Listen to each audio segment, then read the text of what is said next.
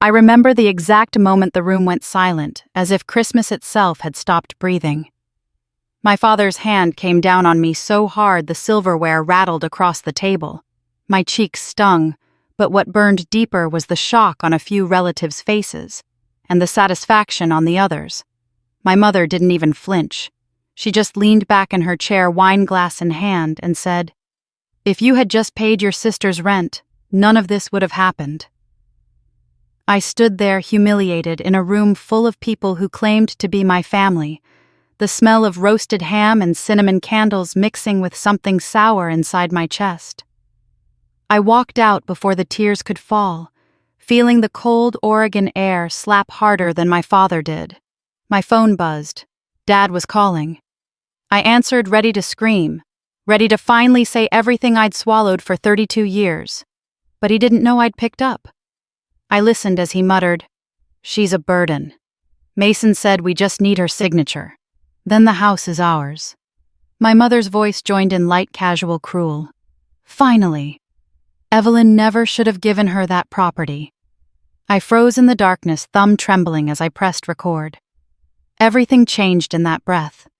I sat in my car, breathing fog onto the windshield, replaying the slap and the words that followed it. I'd always known I wasn't their favorite. I just never realized I was their obstacle. The recording kept playing in my ear, my father's voice, low and conspiratorial, saying he'd talk to Mason after dinner. I had no idea who Mason was, but the way he said the name made my stomach tighten. I thought of my grandmother's house, the one place I ever felt seen. They wanted it. They wanted me out of the way to get it. The walk out from that house didn't feel like escape. It felt like awakening. I watched Christmas lights blur through my windshield as I sat gripping my phone, holding the proof of their betrayal like a fragile newborn truth. My parents had always been demanding, manipulative, and impossibly hard to please, but this was new, organized, calculated, rehearsed. They weren't just angry at me. They were planning around me. I kept listening to the recording, catching pieces I had missed the first time. My mother's whisper, "She's too soft.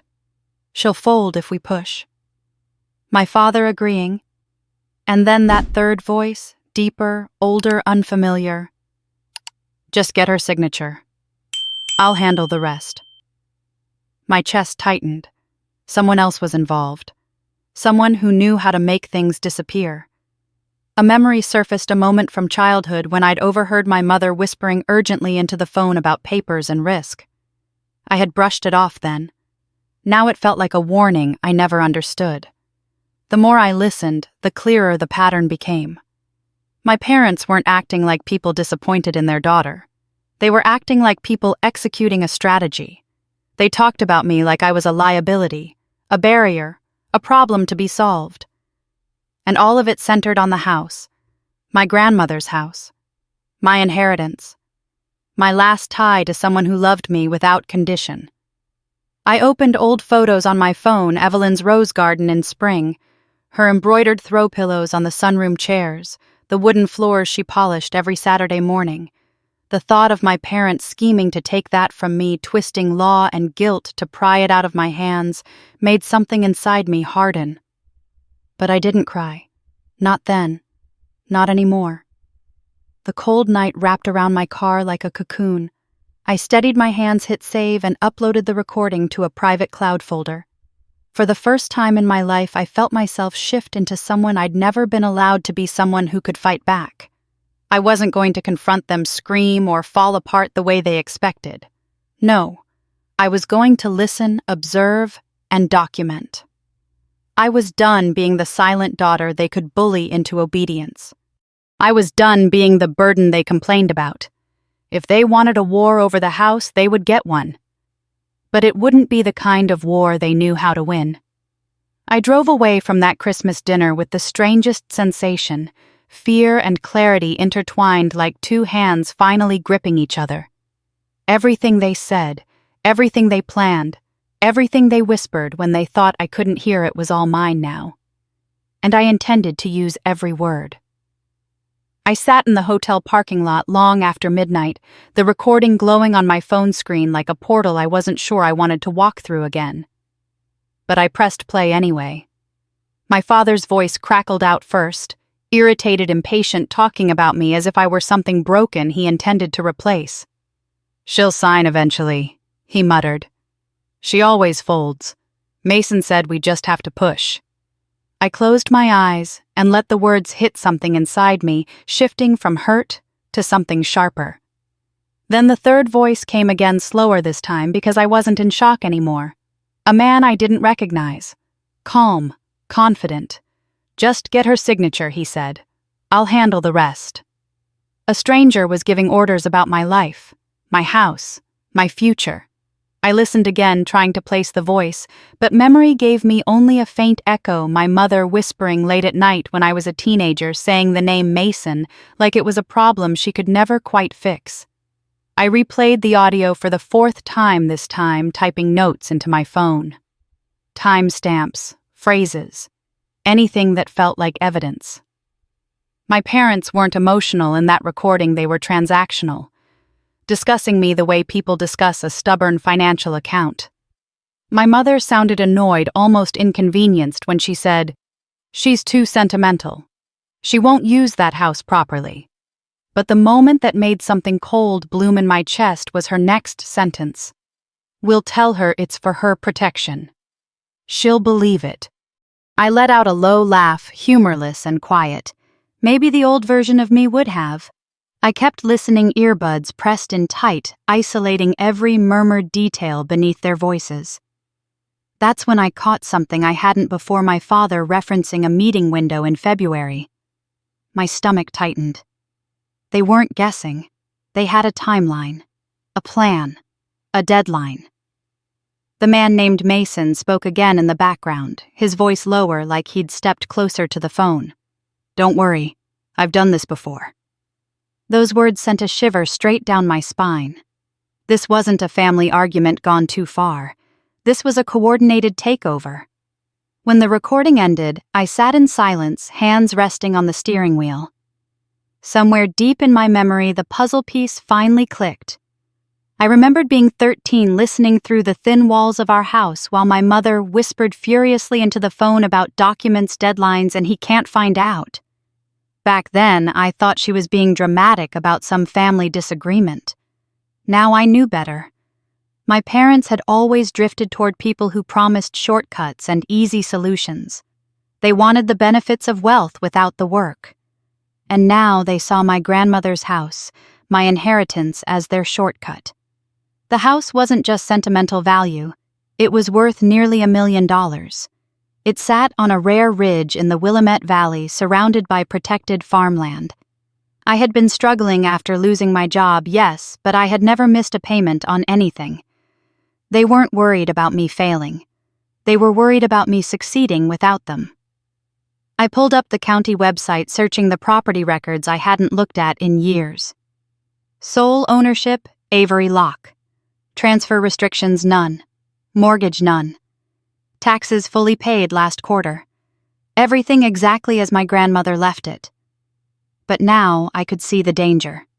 If Mason had the audacity to talk about handling the rest, then forged signatures or fake documents were already on the table. My phone buzzed, jerking me out of my spiral. A notification popped up. "Security alert, new device attempted to log into your email." I stared at the message until it dissolved into meaning. Someone was already testing my defenses. I swallowed, opened my notes app again, and made a new list. Change passwords. Freeze credit. Secure all documents. Backup recordings. Check for previous attempts. The list kept growing the longer I stared at it. I leaned back against the cold leather seat, feeling the weight of years of being obedient, quiet, accommodating. I used to think compliance kept me safe, but compliance was the very thing that made me vulnerable. My parents counted on my silence, my willingness to keep the peace, my fear of conflict. That version of me would have walked back inside, apologized, and done whatever they wanted. That girl didn't exist anymore. I pressed play one more time, even though I didn't need to hear it again. I needed the reminder. "She's a burden," my father said. "She won't fight." The certainty in his voice lit something fierce in me. He believed he knew me. He believed I wouldn't push back. He believed the same lies he had raised me with, that I was small, soft, pliable. But the cold air in that car seemed to sharpen every part of me. I saved the audio to 3 different cloud folders. I encrypted it. Then I backed it up onto a USB drive I kept in my purse. Evidence. Insurance. Power. I whispered to the empty car, "You should have been more careful with what you said." Then I placed my hands on the wheel and started the engine, not to run, but to prepare. My parents had spent years shaping me into someone afraid to stand up for herself. They thought they'd succeeded. They had no idea who they'd just created. By the time I reached my grandmother's house, dawn was just beginning to spill over the valley, turning the frost on the lawn into a glittering sheet of silver. I unlocked the front door quietly, out of habit, even though no one was inside. The air carried the familiar smell of cedar lavender and something faintly sweet, old wood, warmed by memory. I closed the door behind me and leaned against it for a moment, letting the weight of the night seep out of my bones. The silence wasn't comforting the way it used to be. It felt watchful, as if the walls themselves sensed that something in my life had shifted forever. My grandmother used to say this house had a spine that it held you upright when the rest of the world tried to bend you. I could only hope she had been right. I placed my bag on the hallway table and pulled out the USB containing the recording, setting it gently beside the framed photograph of her. She was smiling in the picture, her eyes bright and sharp. I traced the edge of the frame with my thumb. "You knew exactly who they were," I murmured. "I just didn't want to believe you." I went to the kitchen, flicking on the light. The faucet dripped once, a single echoing click into the stainless steel basin. Even that tiny sound felt like a warning. I filled a glass with water, gulped it down, and opened my laptop. The screen illuminated the room in cool blue as I began searching public records, cross-checking names, scanning for anything connected to Mason or unusual activity involving my property. It didn't take long to find the first red flag. 2 months earlier, someone had requested general information about the title, nothing official, just a preliminary inquiry. The name used wasn't familiar, but the phone number traced back to a burner service. I exhaled slowly. They'd been laying groundwork before I ever suspected a thing. Next, I dug through my own financial documents. Password changes, login attempts, old bank statements. That was when I caught a detail that made my pulse spike. My last utility bill had been forwarded to a secondary email address. An address I didn't recognize. Someone had been quietly collecting pieces of my identity like puzzle parts. I grabbed the file box from under the dining room cabinet. My grandmother kept every legal document neatly sorted in labeled folders protected in plastic sleeves. When I opened the one marked Property, Cedar Ridge, a slip of paper fluttered to the floor. I picked it up. It was a handwritten note from her.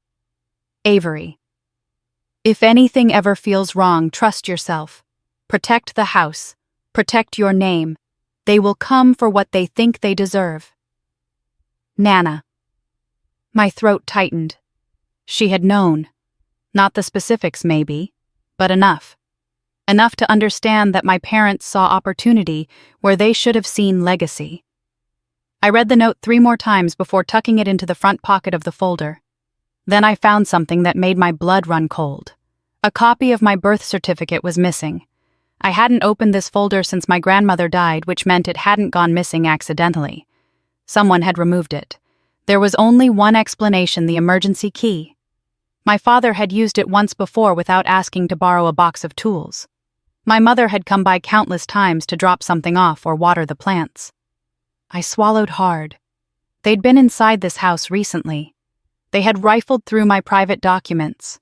They had begun their plan weeks, maybe months ago, assuming I would never notice until it was too late.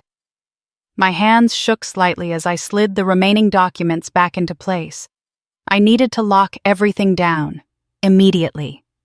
I walked through the house, checking windows, replacing the batteries and the security sensors, and resetting the alarm system with a new passcode. Then I headed to the small safe in the master bedroom closet. I spun the dial, opened it, and examined the contents: jewelry, family photos, my grandmother's handwritten ledgers. None of it had been touched. At least not yet. I added the USB drive, the original copy of her will, and the property deed to the safe. When I closed it, the metallic thunk echoed like a promise I intended to keep. My phone buzzed a text message from an unknown number. "We need to talk. Come home." Mom. 3 words pulsed beneath it. Message read. My breath caught. She knew I was awake. She knew I was home. Or she was guessing testing, trying to see whether I would react. I placed the phone face down and didn't respond. Instead, I went back into the living room, stood in the center of the space, and looked around the house my grandmother had spent her life building. The oak beams, the stone fireplace, the quilt she had sewn hanging on the far wall. This home wasn't a prize for them to seize. It was the only place in the world where I had ever felt like I belonged. They wanted me afraid. They wanted me compliant. They wanted me quiet. I exhaled slowly, steadying myself. Not this time. I turned off the lights, slipped my keys into my pocket, and walked out the door, not to flee, but to prepare for a war they didn't realize I was capable of fighting. I didn't sleep that night. Every time I closed my eyes, my father's voice echoed in the back of my mind, cold, calculated, certain he would win, because he always had. By sunrise, my nerves felt scraped raw, but my thinking was clearer than it had been in years.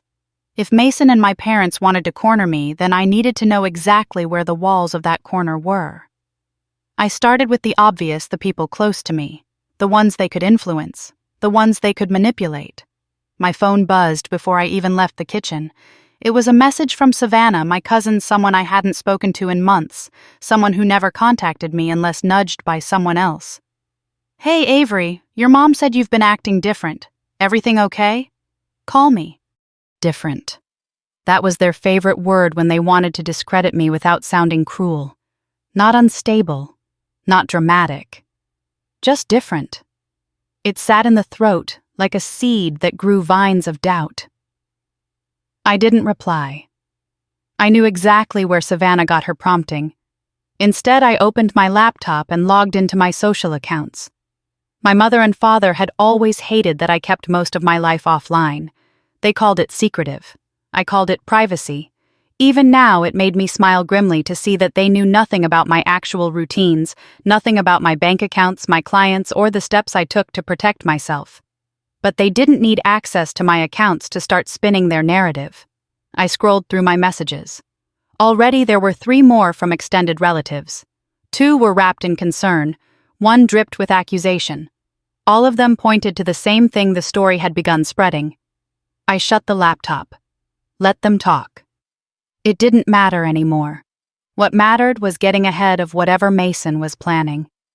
By mid-morning, I drove out to my property on the outskirts of town, a small plot of forested land I had inherited from a great-uncle land nobody cared about because it wasn't developed.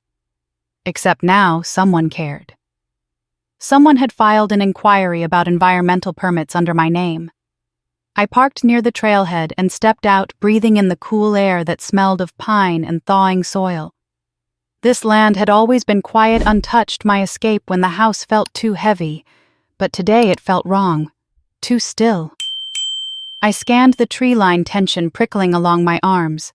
Halfway down the trail I found the first sign, a footprint, not mine, not fresh, but recent enough to stand out against the damp earth. A men's-size heavy tread. My breath caught as I crouched, touching the edge of the print. I hadn't given anyone permission to be here. I followed the path until I reached the clearing near the creek. That was where my anxiety sharpened into certainty. A section of the fencing had been cut cleanly, deliberately with bolt cutters. I knelt and examined the metal. The cut edges were bright, not weathered, 1 or 2 days old at most. "What were you doing out here?" I whispered. I stood slowly, heart pounding. Whoever had been here wasn't trespassing out of curiosity. This wasn't teenagers exploring. Someone had crossed my boundary with a purpose. I took my phone out and snapped photos of the fence, the footprints, the disturbed soil. Evidence. Everything now had to be evidence. As I turned to leave, a faint rustle behind me made me stiffen. I whipped around, scanning the trees. Nothing moved. But the sensation stayed, the electric feeling of being watched. I backed away slowly, not taking my eyes off the tree line. Only when I reached the car did I exhale shakily and lock the doors. I wasn't imagining things. Someone had been there. Someone connected to Mason or my parents. Someone testing how far they could push. Back at the house, I dumped my camera roll into a secured folder on my laptop and saved a backup to an encrypted drive. Then I sat at the dining table and forced myself to breathe. I needed allies. Not emotional ones, legal ones. I called the county sheriff's office first, reporting the trespass anonymously. They logged it, but without identifying a suspect, there wasn't much they could do. Next, I called a property lawyer I had worked with on a design project years ago, someone discreet, sharp, and absolutely uninterested in small-town gossip. When he answered, I didn't waste time. "I need to know what rights I have if someone tampers with my land," I said. "Depends who and why," he replied. "Trespass is one thing. Intent to defraud is another." What happened? I hesitated, choosing my words carefully. Someone cut my fence. Someone filed inquiries under my name. And someone is trying to get access to my property through less than legal means. He exhaled. "You need to document everything. All communications, all physical evidence. And Avery, don't confront them. Not yet." I thanked him and hung up. Not confronting them was the hardest part. Every instinct in me wanted to demand answers, to force the truth out of their mouths. But I knew better. Mason and my parents thrived on emotional reaction. Silence wasn't weakness, it was strategy. As the sun dipped low, casting long, cold shadows across the living room floor, I opened my grandmother's box again. At the bottom, underneath her letters, was a small metal key I'd never needed before, one that opened the crawlspace storage beneath the house. I hadn't been down there since she passed, but something in my gut told me it was time. Outside, the wind picked up, rattling the bare branches. I grabbed a flashlight, unlocked the hatch behind the house, and climbed down the wooden steps into the dark. The air smelled of earth and age. Dust floated in my flashlight beam as I scanned the cramped space.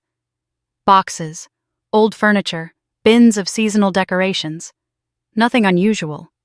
Then the light hit something that didn't belong. Footprints. Fresh. In the dust. My throat tightened. They had been in my house. Not just my land. Not just my documents. My home. The flashlight flickered and I gripped it harder. This wasn't a boundary being tested anymore. This was a warning. And I knew as I climbed out of the crawl space and locked the hatch behind me that whatever they were planning was bigger than anything I had imagined, and it had already begun. By the time morning light crept across the hardwood floors, I had already been awake for hours, pacing the kitchen in slow, deliberate circles. Sleep had become impossible. The image of the footprints in my crawl space replayed in my mind like a jagged film strip, each frame slicing clean through any lingering hope that this was all a misunderstanding.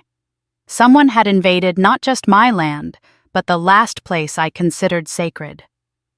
I poured myself coffee I wouldn't drink and opened my laptop, forcing myself into motion. Fear without action was useless. If I wanted to win, I needed to think like someone who had already lost everything once and refused to let it happen again.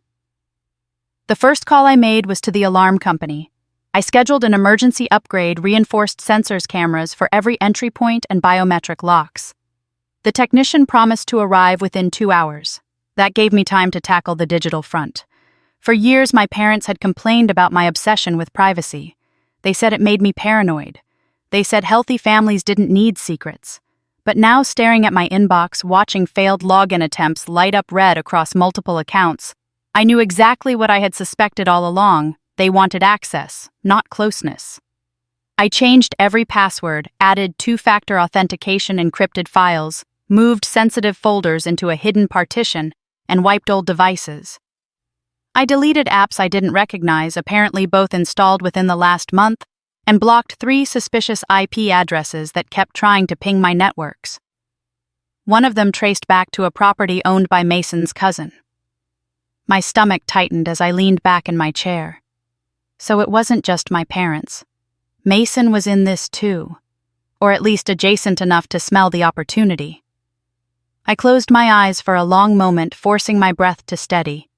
Then I grabbed my notebook, flipped to a clean page, and wrote at the top, "What do they want? What do they think I have? What are they willing to risk?" The answers came too easily. Everything. All of it. Anything. My phone buzzed a text from my uncle, the one who never involved himself unless dragged. His words were clipped, rehearsed, too formal to be genuine. "Avery, your mother reached out. She says you're unstable and refusing help. Please call her. Family should not fight like this." I stared at the message until the letters blurred. There it was, the narrative shift. The smear campaign disguised as concern. My mother's favorite tactic, paint me as fragile and herself as a martyr. It had worked when I was a teenager. It had worked when I was in college. But I wasn't the same person anymore, and she hadn't realized the power dynamic had changed. I didn't respond. Instead, I opened the oldest storage bin in the living room, the one filled with my grandmother's personal ledgers. She tracked everything meticulously: budgets, repairs, contacts, the history of the house. Toward the back, tucked inside a sealed envelope, I discovered something I'd never seen before. A property line survey. Not unusual, but this one was marked in red ink. My breath caught as I examined it. There on the map, bold and unmistakable, was a note written in my grandmother's tight cursive: "They cannot take what they cannot prove they own. Keep all originals." Underneath the survey lay a packet of legal correspondence. Technical language, court stamps, signatures, something about a dispute decades ago between my grandmother and a neighbor attempting to claim the creekside as shared land. She had won, and she had hidden the documents. A surge of warmth mixed with grief flooded my chest. She had been protecting the house even long before she thought it would be mine. She'd prepared for battles I didn't even know existed. And now those documents might protect me again. The doorbell rang sharp and unexpected. I froze. 3 beats passed before I reached for the small kitchen knife lying on the counter, not enough to defend myself, but enough to make me feel less powerless. I checked the window. It was only the alarm technician standing beside a van clearly marked with the company name. I exhaled shakily and opened the door. He worked for 3 hours installing reinforced locks, adding cameras with cloud backups, wiring motion sensors that covered even the crawl space. When he finished, he placed a small device on the kitchen island. "This is your silent panic remote," he explained. "One press and law enforcement is dispatched immediately. No alarm sound, no call, silent defense." I wrapped my hand around the device, letting the weight settle into my palm. "Thank you," I said quietly. After he left, the house felt different, not safe, but fortified. Like it was growing a shell I should have built years ago. But fortifying my home wasn't enough. If Mason and my parents had already begun their smear campaign, then I needed to prepare for the social fallout too. People loved drama, especially when it wasn't theirs.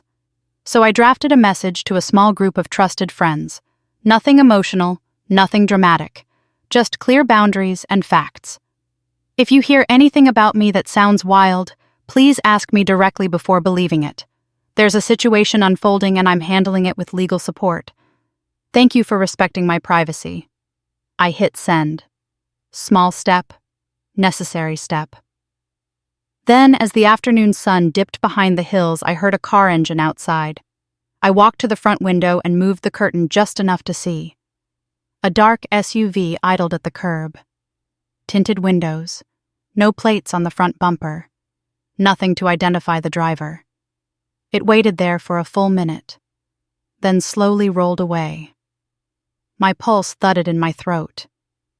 It might have been nothing.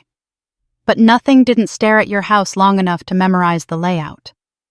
I stepped back, pulled the curtain closed, and reached for my notebook again. On a new page I wrote, "This is no longer about a house. This is about control." And I was done letting them have any. The photo came in while I was standing at the sink rinsing a coffee cup I hadn't actually used. My phone buzzed once, a notification from an unknown sender. No message, no subject, just a single attachment. I dried my hands slowly before opening it. The image filled the screen, grainy but unmistakable. My grandmother's property, the land on the far side of the ridge photographed from a distance.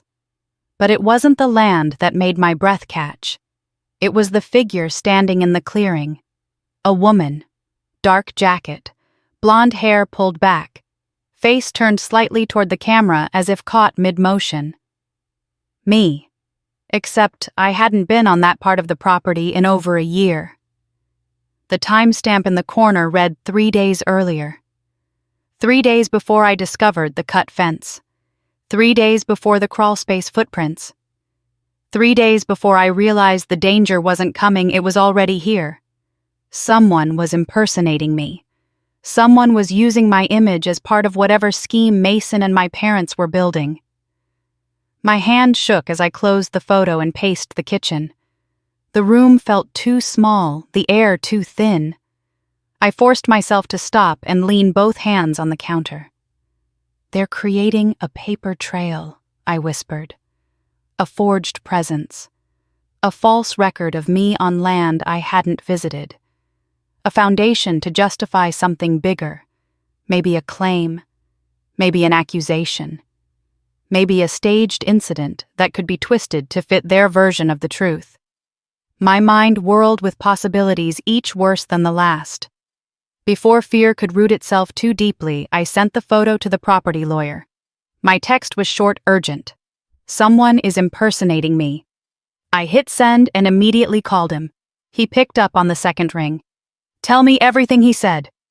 I relayed the details of the photo, the trespass, the fence, the crawl space, the inquiries filed under my name. With each point, his voice grew sharper, more focused. "Avery, listen to me carefully," he said.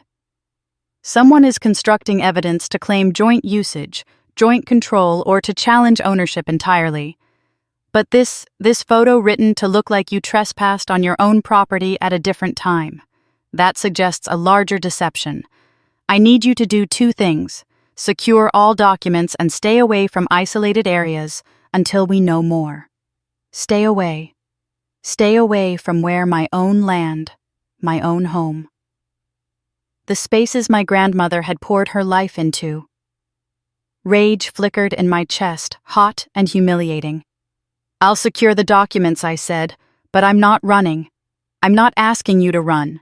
I'm asking you not to walk into a trap." His warning clung to me long after I ended the call.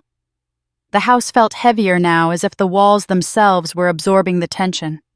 I walked room to room, checking the newly installed security cameras, adjusting their angles, testing motion sensors, confirming the alert system. Still unease thrummed through the air like a low electrical current. Someone out there wanted to become me. Step into my shoes, move through my property as if I had granted permission. All while I knew nothing. I went to the bedroom and dug out the steel document case from under the bed, a box my grandmother once locked with an old-fashioned key. I replaced the contents of her fragile box with digital copies, then placed the originals inside the steel one-property surveys, handwritten notes, land maps, boundary correspondences. Every scrap of proof that my grandmother's land and home were hers alone and now mine. Once everything was sealed, I stored the case in the new bolted-down safe, a solid metal cube that would take a crowbar, a blowtorch, and the patience of a saint to pry open. The knock on the door was soft, too soft, barely audible above my heartbeat. I froze. 3 seconds passed. Then another knock, harder this time. I checked the camera feed before approaching the door. The visitor stood on the porch with her back turned to the camera. She wasn't familiar, tall, athletic hair tied in a sleek ponytail. She wasn't holding a package. She wasn't wearing a company badge. She didn't look like a neighbor. I stayed behind the closed door. "Can I help you?" I called out, making sure the steel remained between us. The woman didn't turn around. Instead, she lifted her phone and held it up as if showing me the screen. Except the camera couldn't capture it. She stood at just the right angle to obscure whatever was displayed. "Wrong house," she said, and without waiting for a response, she walked away too quickly. My heart hammered against my ribs. Wrong house. No. That wasn't what this was. She had approached intentionally, stopped intentionally, left intentionally. A test, a probe, a signal. I watched until she disappeared down the street and out of frame. Before panic could find its way back into my throat, I texted the lawyer again. Someone came to the house. No explanation. No ID. Leaving now to stay with a friend. The lie typed itself. I wasn't going anywhere. This was my home. Instead, I grabbed my notebook again and turned to a new page. Above the fresh lines, I wrote, "Who benefits from replacing my presence with a fake one?" Mason. My parents. Someone hired. Someone instructed. Pieces slid into place, cold and inevitable. If they could prove I was reckless, unstable, unpredictable, if they could make it appear that I wandered into restricted zones, trespassed mismanaged property, they could argue incompetence. They could challenge my ownership. They could push for guardianship or financial oversight or forced transfer of property rights. It wasn't just about greed anymore. It was about erasing me. I put down the pen, closed the notebook, and stared at the darkening window. They weren't just coming for the house. They were coming for the identity attached to it. And I would not let them rewrite me. The morning after the woman appeared at my door, the world outside looked deceptively normal. Birds picking at the frost, a delivery truck rumbling past, sunlight slipping quietly across my lawn as if nothing in my life had shifted. But my house felt different, pressurized, as if holding its breath. I wasn't holding mine. I was busy tearing apart my home office. Every folder, every binder, every drawer was spread across the floor. I was searching for patterns, for gaps, for anything my grandmother might have hidden that I hadn't seen yet. She'd always been meticulous, but also private protective in ways I hadn't fully understood when she was alive. Halfway through reorganizing the filing cabinet, I found a folder unlabeled and tucked behind the thick manuals for old appliances. Inside was a stack of letters, many unopened, all bearing the same return address. A law firm in Seattle. My hands tightened as I pulled the top letter free. It was dated 11 years ago. Dear Ms. Wynne, regarding your inquiry about safeguarding single-heir property. My breath caught. Beneath the legal jargon was something unmistakable. My grandmother had anticipated exactly this kind of conflict. She'd asked about shielding assets from extended family influence, undue pressure, and coercive transfer attempts.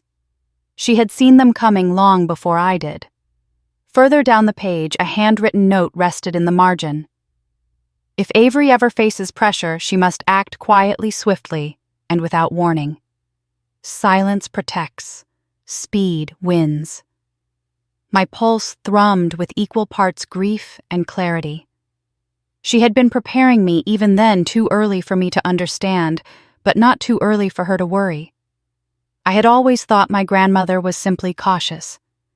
Now I realized she had been strategic, calculating, maybe even afraid.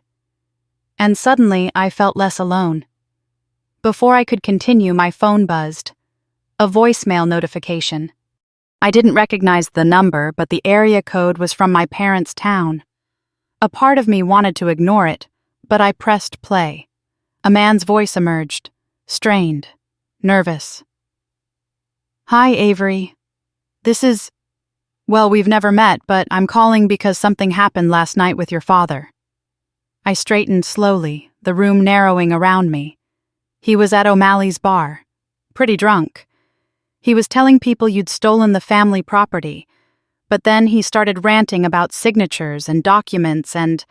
Look, I think he said more than he meant to. He said something about a second notary and a backup plan if the first one failed. Backup plan. It didn't sound right, the caller continued. I figured, you should know. The voicemail ended. I replayed it twice before sitting down slowly on the floor, the letters still fanned around me. Backup plan. That explained the impersonation. The photo, the physical trespass, the attempt to plant evidence. They weren't just trying one method, they were building redundancies. Layers of deception. If forged paperwork failed, impersonation might succeed. If impersonation failed, claims of instability might stick. If neither stuck, narrative poisoning would erode my credibility. They were betting on probability. They didn't know I'd learned probability from my grandmother, the woman who could dismantle a bad plan by noticing one flawed thread. My thoughts sharpened. If there was a second notary, I needed to find who. If there was a backup document, I needed to discover where. If they were staging a narrative, I needed to dismantle it before they pulled the curtain fully open. But before I made any moves, I needed to confirm one thing: how far the smear campaign had already spread. I changed into a thick coat and drove into town. Not to confront anyone, but to observe. To sit quietly in the cafe near the square, where gossip moved faster than the morning pastries. The bell above the door jingled softly as I entered. Familiar faces glanced up, neighbors who once smiled when they saw me, now hesitated, their expressions slipping quickly into something tight, restrained. I ordered tea and sat near the window. 20 minutes in my patience was rewarded. 2 women at the table behind me whispered loud enough to be heard, but soft enough to feign innocence. It's a shame, the first one murmured. Her parents worked so hard, and she just shut them out. She's been odd lately, said the second. I heard she's not well. Her mother said she's paranoid, seeing things that aren't there. The words slid into my spine like thin needles, not because they hurt, but because they confirmed exactly what I feared. My mother was controlling the narrative, crafting a story where she was the gentle, heartbroken mother, and I was the unstable, ungrateful daughter. A story designed to pre-justify whatever legal move she planned next. I didn't turn around. I didn't defend myself. I let them talk. Truth didn't need an audience yet. It needed timing. When I stood to leave, my reflection caught in the front window a woman colder, sharper, steadier than the one who had walked in. Fear was transforming into resolve. Back at the house, I pulled out my grandmother's final letter again. There was one more note at the bottom I hadn't noticed before. When they underestimate you, they reveal their weakest point. Watch carefully. I looked around the room, at the documents, at the evidence, at the security cameras, at the silent panic remote on the counter. Then I wrote in my notebook, they underestimate me. That is their weakness, and I will use it. Outside, the wind rattled the trees along the ridge, soft, relentless, familiar. My grandmother once told me that the ridge carried sound farther than most hills. Good. When the truth finally spoke, I wanted it to echo. By the time I reached the storage unit on the outskirts of town, clouds had begun stacking low and dark above the highway. The air felt heavy, charged, as if it had been holding its breath alongside me. I parked close to the entrance, scanning the row of metal doors. They looked identical, blank, silent, harmless. Yet I knew at least one of them was part of the storm gathering around my life. I unlocked Unit 32 and slid the door upward. The metal groaned, echoing down the corridor. Inside were the items from my grandmother's attic furniture I hadn't sorted through yet. Boxes sealed with her handwriting on each label, and several locked trunks that she had told me only to open when the time is right. A phrase that had always felt cryptic. Now it felt prophetic. I stepped inside and turned on the hanging light bulb. It flickered before settling into a dim glow. I wasn't here to reminisce. I was here to search for whatever my grandmother might have left behind that could help me outmaneuver the people hunting my stability, my identity, and my home. I started with the trunks. The first two held nothing unusual. Old Lennon's photo albums, a box of letters tied with twine. But the third trunk was different. It was heavier, reinforced with metal bands, and locked with a keyhole that didn't match any key I owned. I ran my fingers along the lid, feeling the grooves worn smooth with age. My grandmother had never mentioned this one. That alone made my pulse quicken. I pulled my phone from my pocket and used the flashlight to inspect the edges. A faded tag dangled from the side ink, almost gone. One word remained legible: private. My breath tightened. If she had wanted this hidden, then whatever was inside mattered. I searched the surrounding boxes until, buried beneath a stack of quilts, I found a small envelope taped to the bottom of a crate. Inside was a single brass key. I returned to the trunk and slid the key into the lock. It turned with a soft, reluctant click. Inside, wrapped in canvas, was a steel document box, sleek, modern, and completely out of place among the antiques. I carried it carefully to the table and unlocked it. What I saw when I lifted the lid stole the breath from my lungs. Notary receipts, draft wills, recorded disputes, affidavits, boundary arguments, and most astonishing, a series of sworn statements made by my grandmother, all notarized, detailing incidents of coercion and manipulation she had experienced from my parents years earlier.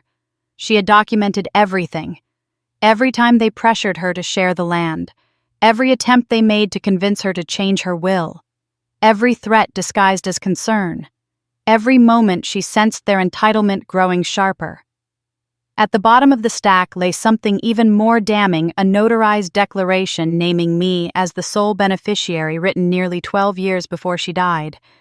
It stated plainly that the decision was made because she feared my parents would attempt to seize the property improperly through undue influence. My throat tightened. She hadn't just protected me. She had predicted the war I was facing.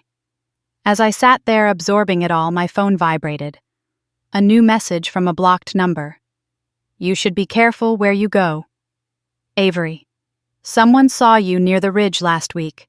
Don't do anything you'll regret. My vision narrowed. My fingers curled so tightly around the phone my knuckles ached. It wasn't a threat.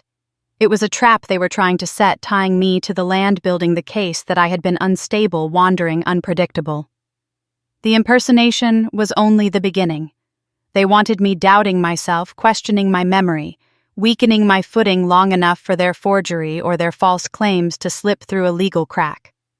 But now I had something they didn't. Receipts. Not the flimsy, manipulated kind they tried to produce. Real ones. Stamped, signed, sealed decades ago.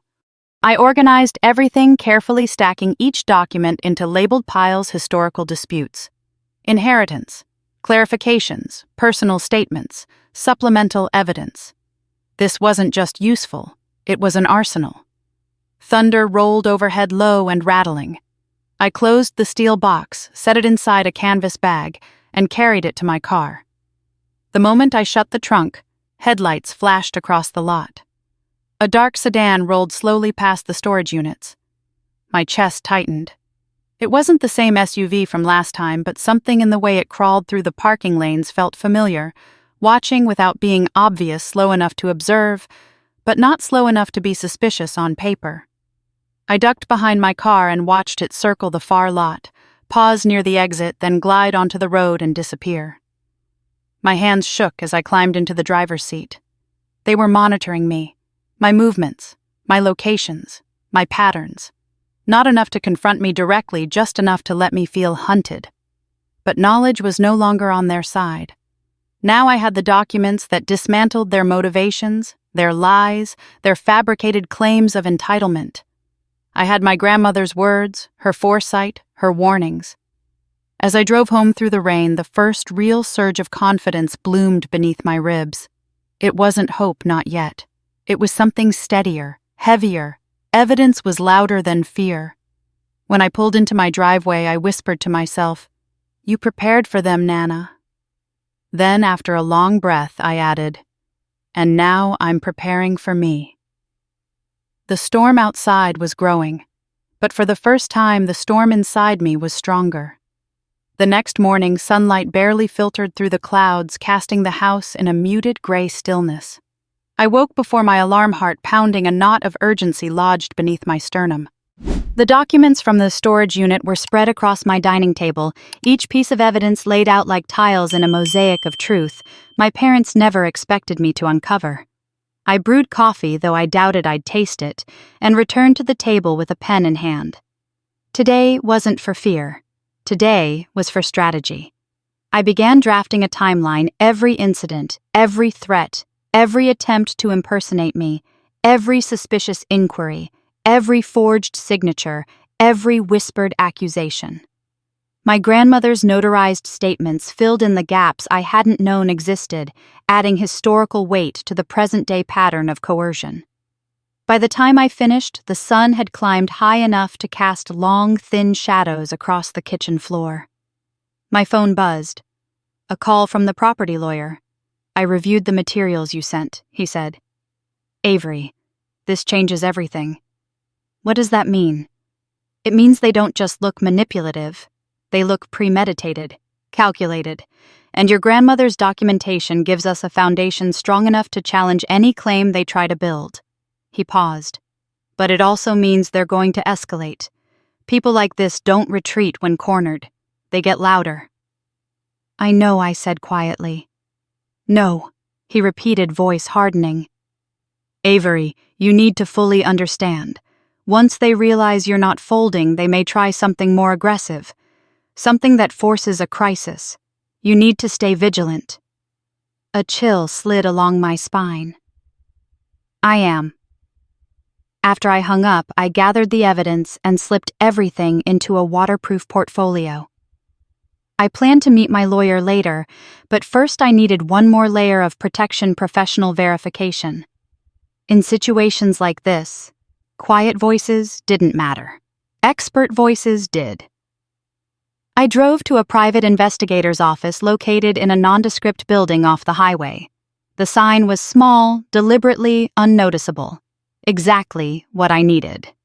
The PI, a woman named Renata, listened without interrupting as I explained the impersonation photo, the trespassing, the crawlspace footprints, the forged inquiries. When I finished, she folded her hands atop her desk. "You're being targeted on two fronts," she said. "Digital and physical. Someone is collecting enough fabricated evidence to challenge your legal capacity or force a claim that you're acting recklessly, unpredictably, or in a way that jeopardizes the property you own." Why? Because that's the cleanest path to asset transfer without outright theft. She leaned forward. "But you're making it harder. When they see resistance, people like this change tactics. They might try to create a public incident, something embarrassing or destabilizing, something that paints you as unhinged." A cold pulse moved through my veins. "You think they'll try to manufacture a breakdown?" "They already are," she said. "They're planting seeds.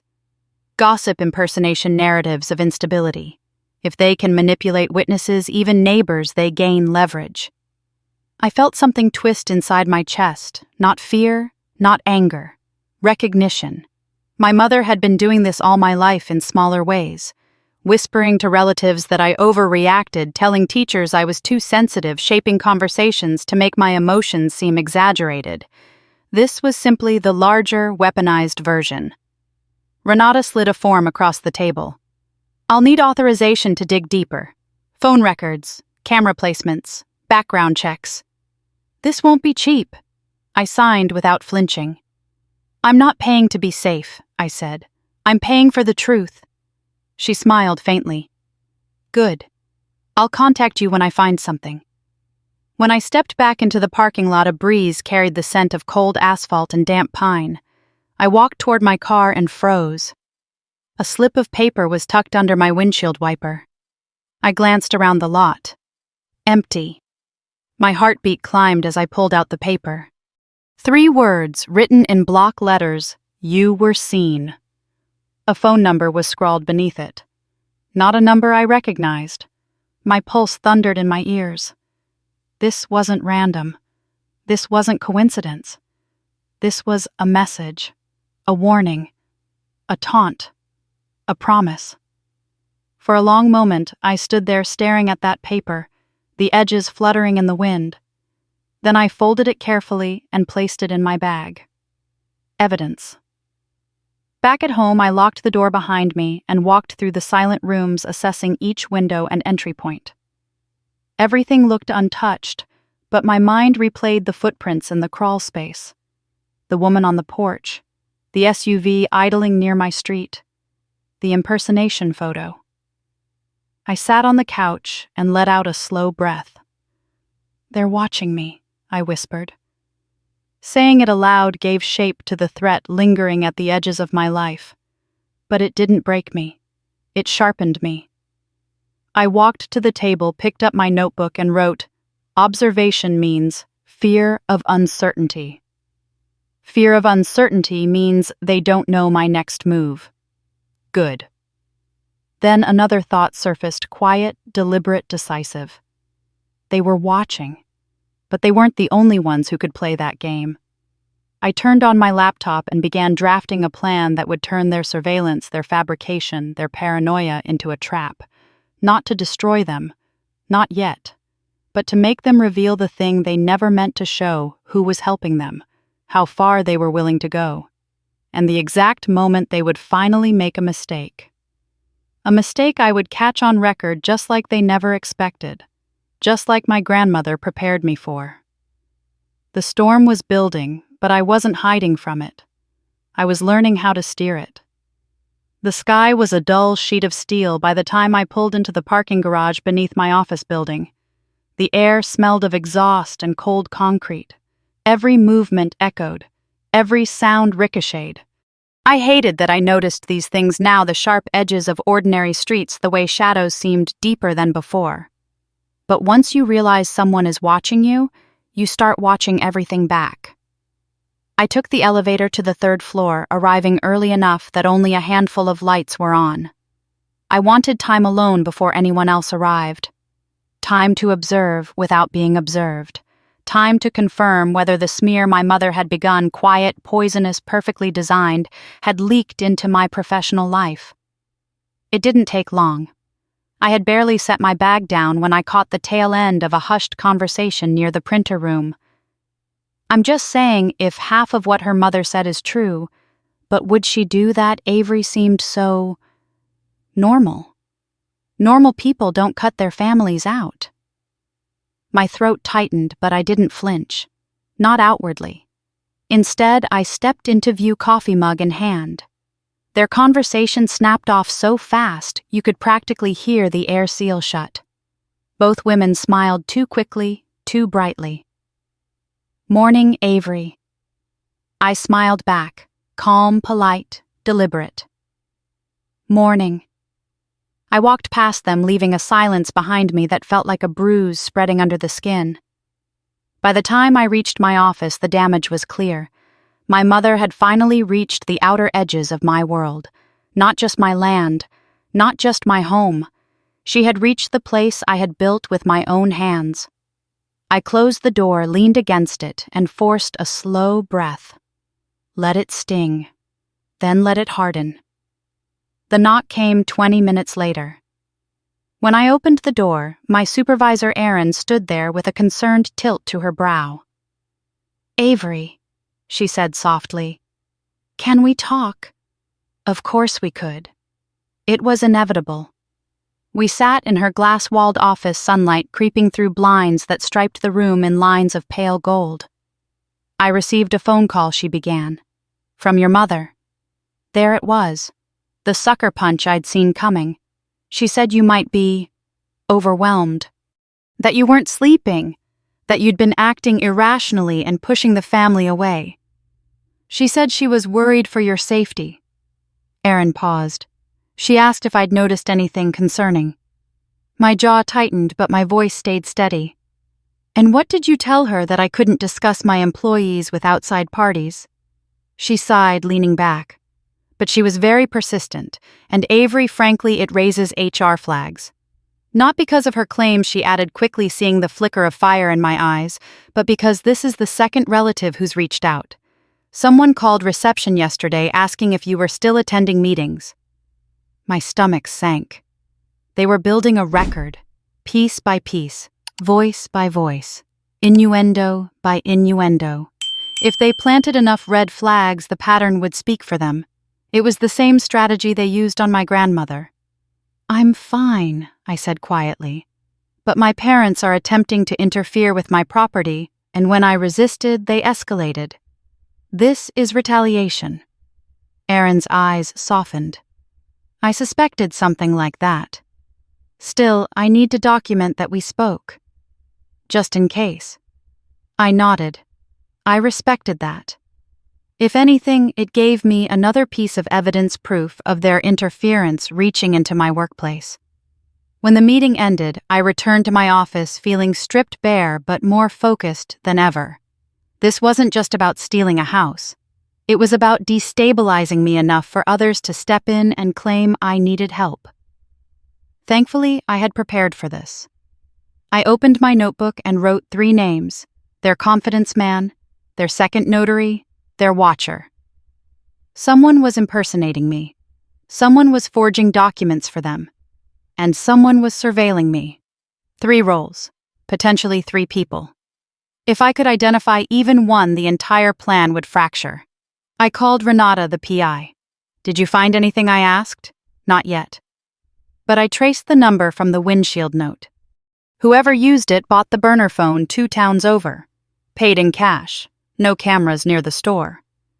But here's the interesting part. It pinged near your workplace yesterday. My grip on the phone tightened. They're following me. They're tracking your schedule. Which means they're either about to move or waiting for you to make a mistake. I closed my eyes. They want me to react emotionally. They want you to react without evidence, she corrected. That wasn't going to happen. I hung up, grabbed the portfolio of documents, and headed out. Not to the police yet, but to someone with a different kind of leverage, a senior partner at a real estate law firm I'd collaborated with on a project years ago. He wasn't just powerful, he was quietly powerful. The kind of man who could evaluate evidence without the fog of small-town bias. He flipped through my grandmother's statements, the impersonation photo, the forged inquiries, the trespass evidence. When he reached the notarized declaration from 12 years ago, he sat up straighter. "This," he said, tapping the document, "is a shield. And combined with everything else you've shown me, their pattern is undeniable." "Can they still try to challenge my capacity?" I asked. "They can try," he said, "but it won't stick, especially not once we file the counterclaims I'm about to recommend." "What kind?" He met my eyes. "Stalking, identity fraud, harassment, attempted coercion. If they push this further, Avery, we can flip this entire situation around and put them on the defensive. Permanently." A slow breath left my lungs heavy, relieved, determined. "Do it," I said. When I walked out of his office, the wind had picked up, scattering brittle leaves across the pavement. I pulled my coat tighter, feeling the first true shift of momentum. They wanted to break me. They wanted to erase me. They wanted to rewrite me. But all they had done was teach me how to dismantle them. Step by step, document by document, lie by lie. And for the first time, I felt the storm turning in my direction, not to destroy me, but to reveal everything they had tried to hide. I watched Mason's video 3 times before I let myself breathe again. Each replay revealed something new. My grandmother's worn rug in the background. The scrape of furniture being moved, the faint outline of my parents' silhouettes rifling through drawers they had no right to touch. They were tearing apart the house like looters, thinking treasure lay beneath every floorboard. But it was the sound at the end of the video that made my stomach drop. A muffled thump. A voice, my mother's, saying, "Check the walls." She wouldn't know where anything is. They were searching for something, and they thought it was mine. Reese's car engine hummed quietly beside me as I sat frozen in the passenger seat outside the county building. He watched me carefully, his voice calm but edged with urgency. "They don't know you sold the house," he said. "That's our advantage." Advantage! The word tasted sharp, bitter, but true. I forced myself to breathe. Slow in, slow out. The recording still vibrated against my palm, my phone warm from the repeated playback. "They're not looking for me," I whispered. "They're looking for a document they think I don't know exists." Reese nodded slightly. "Your grandmother's safe." My eyes snapped to his. "How did you mentioned a hidden room. And if Mason's desperate enough to break into the house, he's looking for leverage. Something bigger than property. Something bigger. Yes, something more damning than a deed. Something binding." I remembered the safe rusted tucked behind the wall panel my grandmother never allowed anyone to touch. I had never opened it. Never thought I would need to. Now someone else was trying to pry it out of the wall like a secret they were entitled to. A text came through, from one of Reese's investigators stationed near the house. They found the panel. "Mason is furious. No code yet." A chill slid down my spine. "They're close," I murmured. "Good," Reese said. "Let them open it under police supervision. Not before." He guided me out of the car, one steady hand on my back, and together we entered the county office. As the doors closed behind us, I knew we were walking into a moment that would change everything. Inside, Brianna sat in a plastic chair, pale and shaken. Her hands were clasped tightly together, knuckles white. When she saw me, her face crumpled. "I'm sorry," she whispered. "I didn't know it would go this far. I didn't know Mason would push them like this." Her voice trembled, but for the first time she didn't look away from me. I felt something soften in my chest. Not forgiveness yet, but recognition. She too had been swallowed by their expectations, their need, their hunger. I sat beside her. "Tell me everything." She swallowed hard. "Mason promised them a retirement stipend, promised me 10% of the house if I helped. He said you didn't deserve it because you weren't using it properly." Her eyes filled with tears. "I thought it was just help. I didn't know the rest.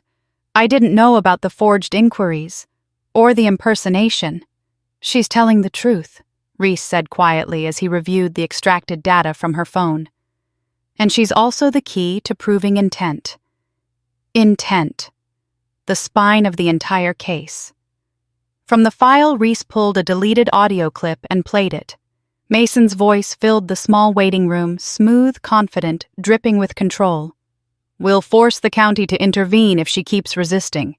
Doesn't matter how. I always get the signature I need." I felt the blood drain from my face. Force the county. Reese's eyes met mine. This is felony-level coercion. Before I could speak, another investigator appeared in the doorway. "They're trying to open the safe." I stood instantly. "Wait." Reese stepped in front of me, blocking the exit. "Not yet. Let the officers get there first. You don't walk into danger simply because it's yours." I stared past him at the hallway, heart pounding. That safe was hers. My grandmother's. They have no right.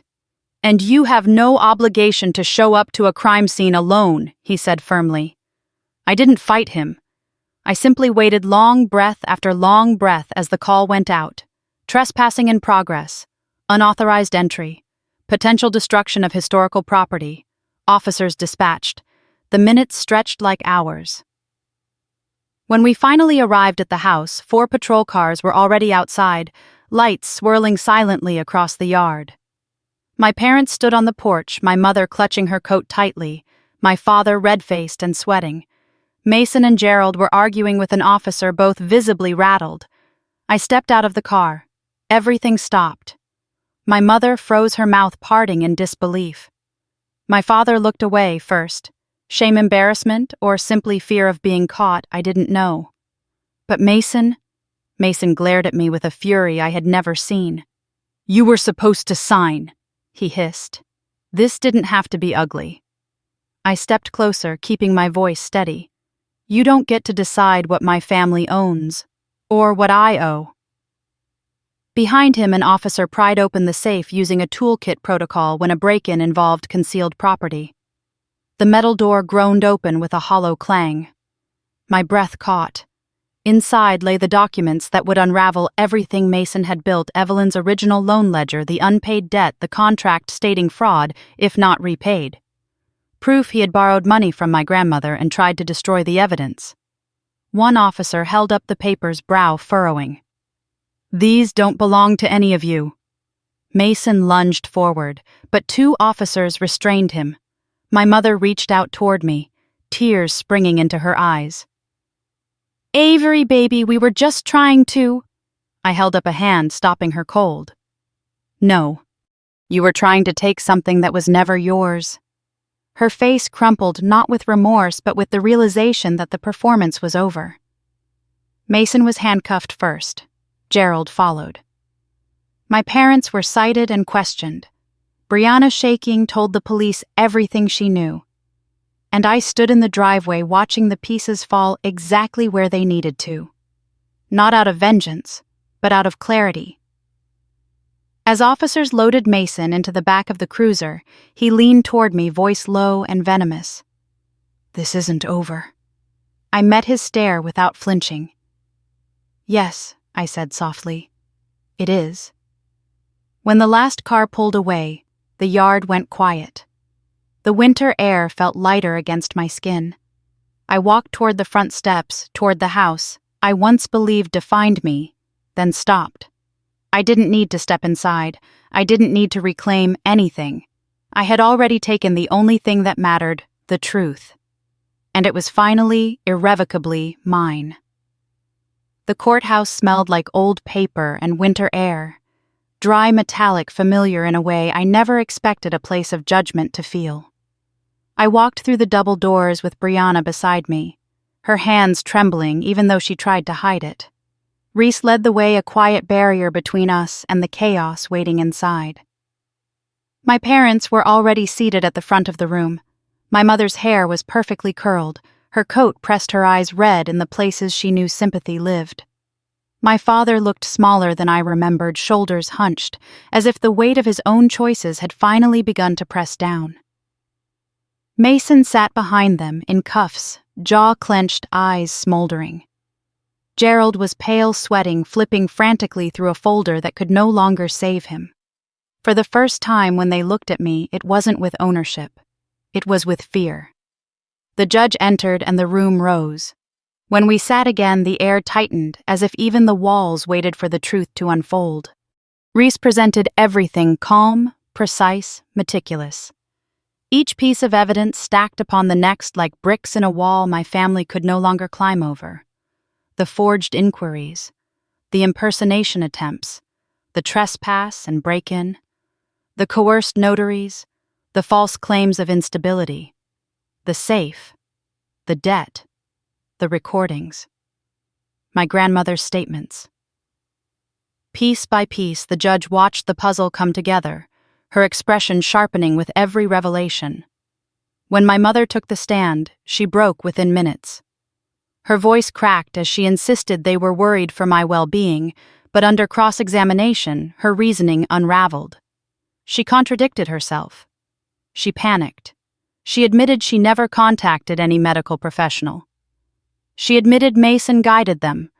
She admitted she wanted the house protected within the family that excluded me. My father lasted longer. But lies are a fragile currency. When confronted with his recorded phone call, the one where he called me a burden and referenced a planned signature, his shoulders sank. I didn't mean it that way, he whispered. But meaning had nothing to do with it. Intention lived in action. Then Gerald tried to defend himself. He claimed he didn't know about the forged documents, the impersonation, the trespass. But the deleted audio from Brianna's phone shredded his credibility completely. The judge referred him to the state bar on the spot. Finally, Mason stood. He didn't crumble. He didn't tremble. He just glared at me, voice dripping with arrogance, even as the cuffs dug into his wrists. She's manipulating all of you, he said. She's unstable. Ask anyone. Her family knows it." The judge silenced him with one raised hand.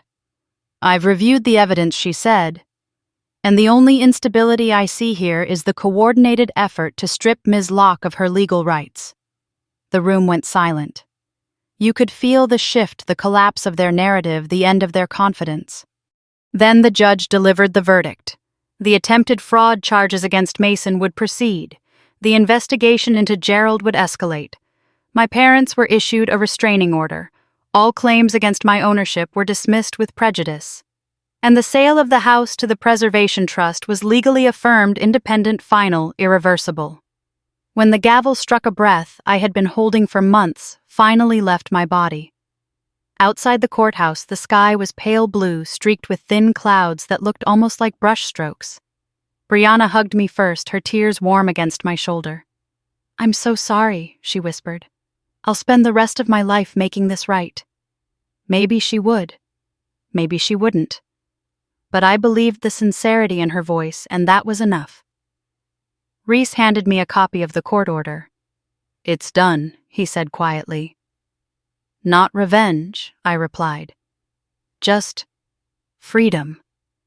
He nodded, understanding settling into his features. "Your grandmother would be proud." We parted ways, and I drove toward the coast, toward the small cottage the trust had offered me as temporary housing. The wind carried the scent of salt and cedar, and for the first time in years, it didn't feel like running. It felt like arriving. I walked along the shoreline until the tide began to creep toward my boots, cold and steady. The waves whispered against the rocks, a low, grounding rhythm. I thought of my grandmother. I thought of the safe. I thought of the lies that had nearly rewritten my life. And I thought of the truth that had pulled me back to myself. My family had tried to take everything from me, but in the end, they had given me the greatest gift: clarity. Clarity about who I was. Clarity about who they were. Clarity about how far I was willing to go to protect the pieces of my life that mattered. I turned toward the horizon, breathing in the cold air, feeling the space opening ahead of me. This was the beginning of something new. Something mine. And to anyone listening now, anyone who has ever felt cornered or underestimated or stripped of their voice, I want you to know this: you are stronger than the people who try to break you. Your truth is louder than their lies. If you felt connected to my story, I'd love for you to share where you're watching from. And if you want to stay with me through more journeys like this, more resilience, more justice, more second chances, make sure you subscribe and keep this channel close. There are more stories to tell, and I'm finally ready to tell them.